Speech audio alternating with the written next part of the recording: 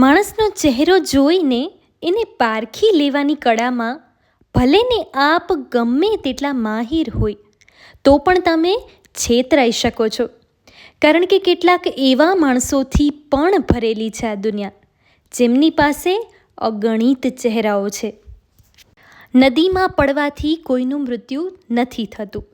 જીવ તો એટલા માટે જાય છે કે પાણીમાં તરતા નથી આવડતું. પરિસ્થિતિ ક્યારેય સમસ્યા બનતી નથી. સમસ્યા એટલા માટે થાય છે કે માણસને પરિસ્થિતિ સામે લડતા નથી આવડતું. કોઈ એક વિચાર, વસ્તુ કે વ્યક્તિને લઈને આપણે હંમેશા દુઃખી થઈએ છીએ કે દુઃખી રહીએ છીએ. આપણી જાતને સમજાવી નથી શકતા કે આપણા જીવનનું મોટું નુકસાન છે. ખોયાનું દુઃખ કે મેળવવાની જિદ્દથી આપણા જીવવાના વર્ષોને બગાડે છે.